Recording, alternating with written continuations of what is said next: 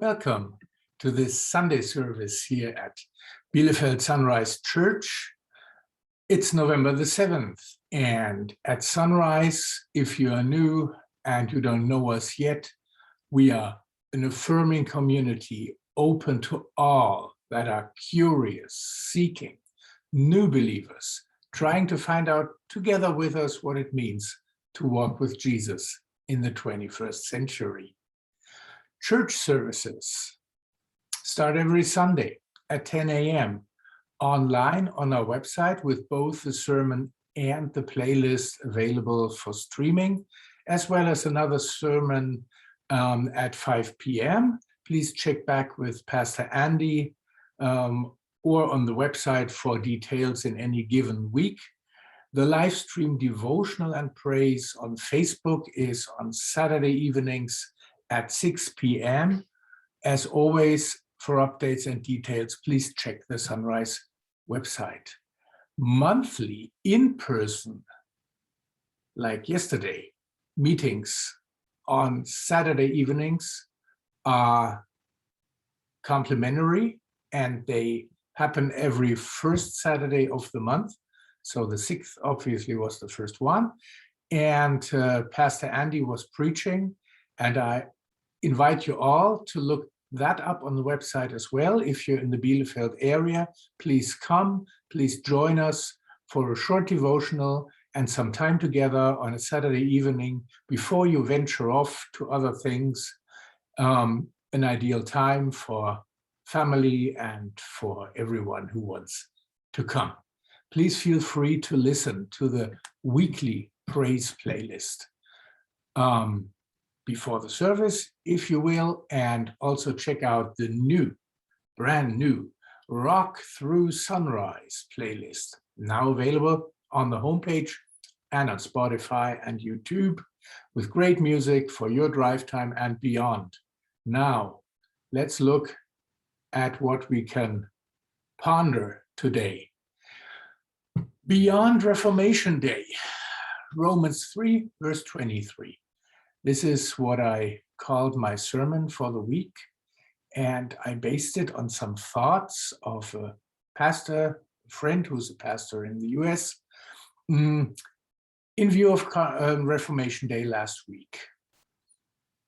Reflecting on that context, I don't know how you spent almost 2 years of COVID time. Perhaps you learned Italian or how to bake bread. Maybe you improved yourself physically or spiritually. And if so, good for you. A pastor and friend, she told me this. I myself, she says, watched an inordinate amount of television. I'd like to be able to say it was all PBS specials and masterpiece theater, but I'll confess to you that I watched 12 seasons of Grey's Anatomy, a survivalist reality show called Alone, and a whole lot of movies she had already seen more than once.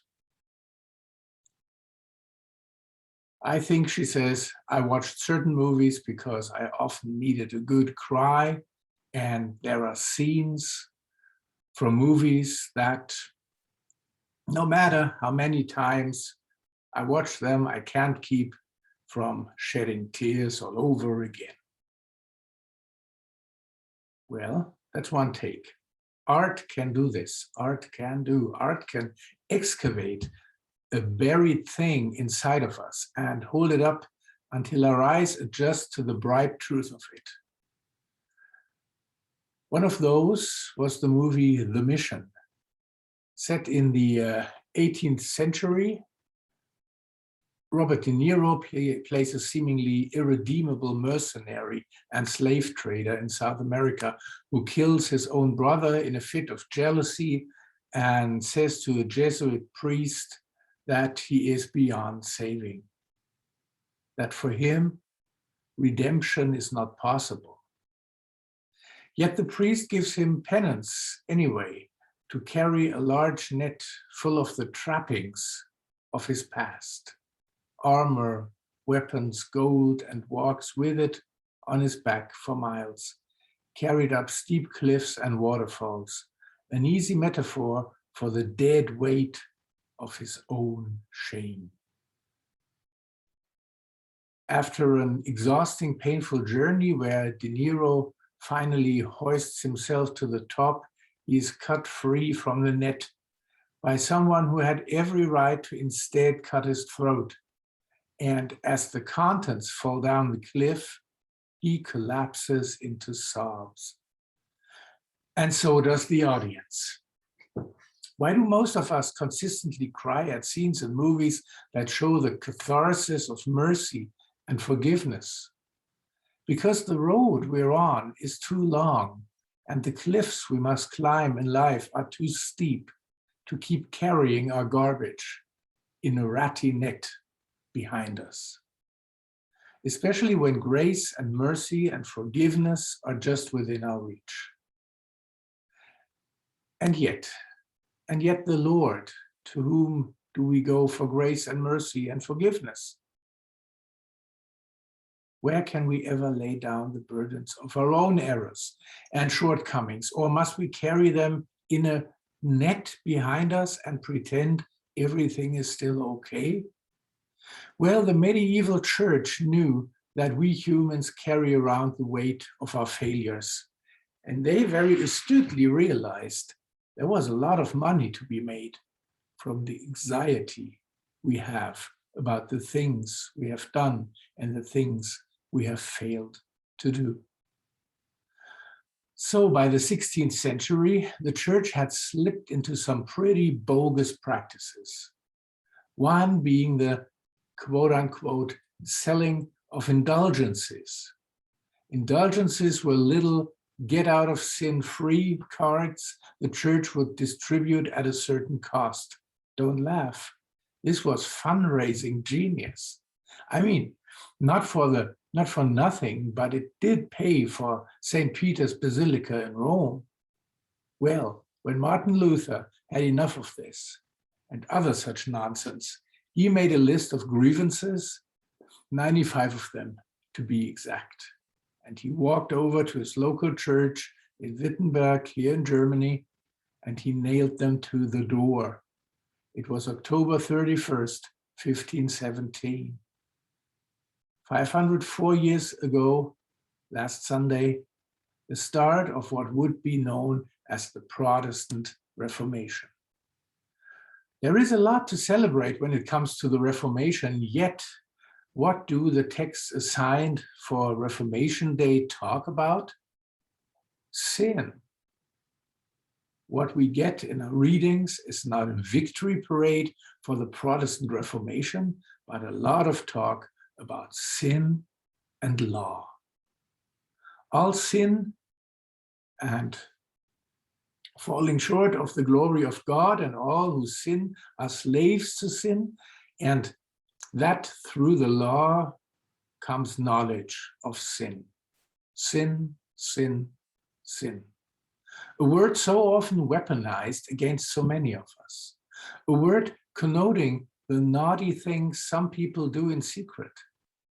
The things for which they should feel deep shame. A word for those who have fallen for siren songs and taken what is not yours and felt pleasures that good people know better than to indulge. You who have eaten the Turkish delight that the White Witch offered. No wonder we often recoil from the word or misuse as something only those quote-unquote people indulge in. After all, Christianity pawned off as nothing more than a sin management program is what was sold to so many of us. As if Jesus came to earth to hand human beings a moral elimination diet. But Martin Luther had a way of talking about sin that makes a whole lot more sense to me now. To him, sin was bigger than simple immorality. Sin was more than the big bad things others do that we can feel superior for not doing. Sin, according to Luther, is the self being curved in oneself without a thought for God or the neighbor. In that case, it can be alcoholism, or it can be passive aggression. It can be the ways I manipulate others to get what I want, or it can be adultery. It can be embezzling funds, or it can be that feeling of superiority when I am helping others. British writer Francis Buffett describes sin as the APFTU, the human propensity to mess things up, except the word mess doesn't start with the letter F, if you get the meaning. Sin is the fact that my ideals and values are never enough to make me always do what I should, feel what I should, think what I should. And the law is anything that reveals those shoulds to me. The shoulds in our lives are the things that make us see how far off the mark we are. And feeling convicted by the law looks like every feminist who in secret hates her body, and every televangelist who's really addicted to porn, and every social worker who doesn't actually look into the eyes of the homeless man they pass every day on the corner. They all know what the law can do to us. How cruel the distance is between our ideal self and our actual self can feel. And that feeling, if not ever really hitting the mark, whatever mark that is the feeling of the law convicting you. Martin Luther knew what it felt like for the law to convict him, accuse him, leave him with nowhere to rest. And what really sparked the Protestant Reformation is the fact that, feeling this way, Luther read a passage from Romans where Paul says, "Since all have sinned and fall short of the glory of God, they are now justified by his grace as a gift." And so he no longer accepted what the church had for so long taught, that we are saved by fulfilling all the shoulds, and in so doing, bridging for ourselves the gap between our ideal self and our actual self. The medieval church had pawned off law as gospel, and Luther dared to know the difference. And then he became a preacher of grace, and that changed the world. This isn't just a medieval thing. What passes for preaching in most settings, liberal or conservative, is some version of, here's the problem and here's what you should be doing about it, unquote, which I have never in my life heard as good news. So, considering Reformation, I would like to offer us a field guide for spotting the difference between law and gospel. You can tell the law because it is almost always an if-then proposition. If you follow all the rules in the Bible, then God will love you and you will be happy. If you lose 20 pounds, then you will be worthy to be loved. If you live in a perfectly righteous green eco lifestyle, then you will be worthy of taking up space on the planet. If you never have a racist or sexist or homophobic thought, then you will be worthy of calling other people out on their racism and sexism and homophobia. The law is always conditional and never anything anyone can do perfectly. When we treat law as if it will save us, as if it is gospel, there can never be any flourishing. Under the law, there are only two options: pride and despair. When fulfilling the shoulds is the only thing that determines our worthiness. We are either prideful about our ability to follow the rules compared to others, or we despair at our inability to perfectly do anything. Either way, it's still bondage. That's why the gospel is different. The gospel is not an if-then proposition. It's more Wizard of Oz than that. The gospel is a because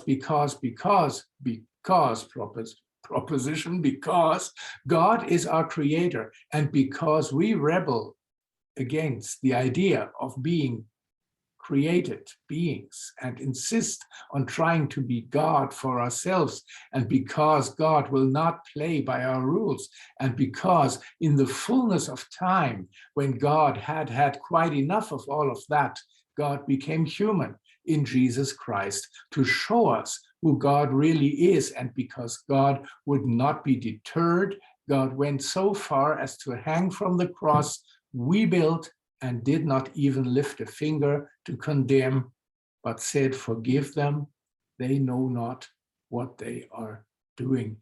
And because Jesus Christ defeated every death and the grave and rose on the third day, and because we all sin and fall short and are forever turned in on ourselves and forget that we belong to God and that none of our success guarantees this, and none of our failures excludes this, and because God loves God's creation, God refuses for our sins and brokenness and inability to always do the right things to be the last word, because God came to save and not to judge. Therefore, you are saved by grace as a gift and not by the works of the law, and this truth will set you free like no self-help can do.